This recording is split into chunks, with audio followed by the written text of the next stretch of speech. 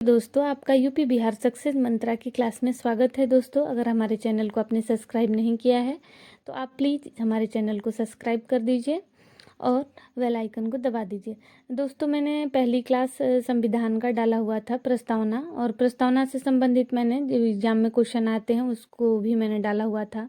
अब दूसरी क्लास नागरिकता, जिसको हम सिटीजनशिप इंग्लिश में कहते हैं, उससे संबंधित हमने क्वेश्चन भी एग्जाम के लिए हुए हैं और पाठ को भी हम इसमें पढ़ेंगे। जैसे भारतीय संविधान का भाग 2 अनुच्छेद 5 से 11 तक नागरिकता के बारे में बात किया गया है। अगर आपसे पूछता है कि नागरिकता का जिक्र कौन से भाग में है, तो भाग 2 में किया गया है।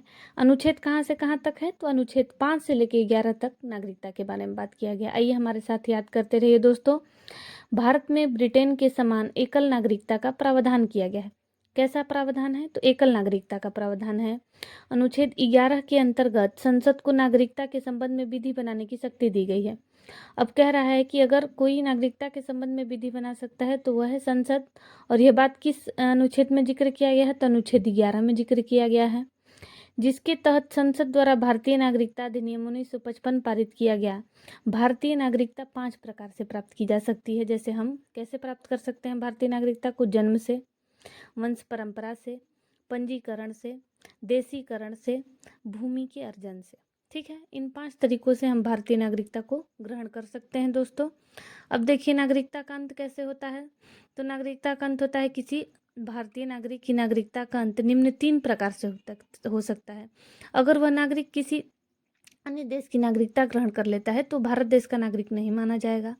अगर वह किसी देश का नागरिकता ग्रहण कर लिया और यहाँ का परित्याग करना चाहता है तो वो भारत देश का नागरिक नहीं माना जाएगा। सरकार द्वारा नागरिकता से वंचित कर दिया जाएगा किसी कारणवश, तो वो भारत देश का नागरिक नहीं माना जाएगा दोस्तों। अब कह रहा है कि भारत सरकार निम्न में से किसी भी आधार पर किसी व्यक्ति को भारतीय नागरिकता से वंचित कर सकता है।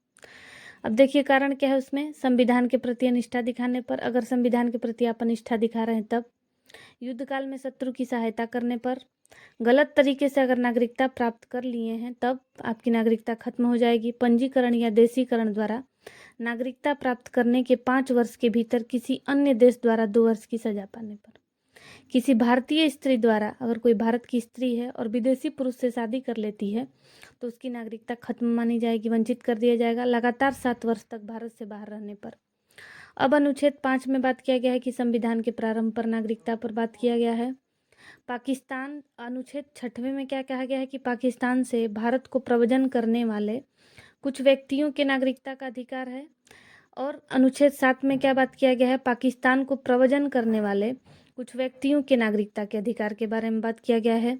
अनुच्छेद 8 में भारत के बाहर रहने वाले भारतीय उद्भव के कुछ व्यक्तियों के नागरिकता के अधिकार के बारे में बात किया गया है। अब देखिए दोस्तों, अनुच्छेद 9 में विदेशी राज्य की नागरिकता स्वेच्छा से अर्जित करने वाले व्यक्तियों की नागरिकता का ना होना। अगर आप विदेशी राज्य की नागरिकता ग्रहण कर लेते हैं तो यहाँ की नागरिकता खत्म मानी जाएगी आपकी। अनुच्छेद 10 में नागरिकता के अधिकारों का बना रहना।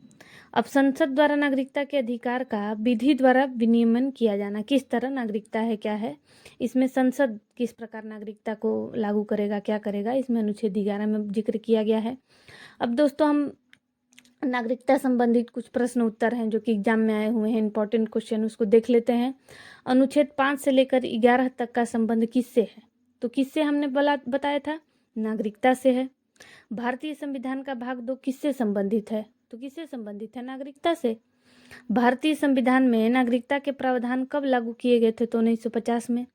भारतीय संविधान कौन सी नागरिकता प्रदान करता है, एकल नागरिकता प्रदान करता है।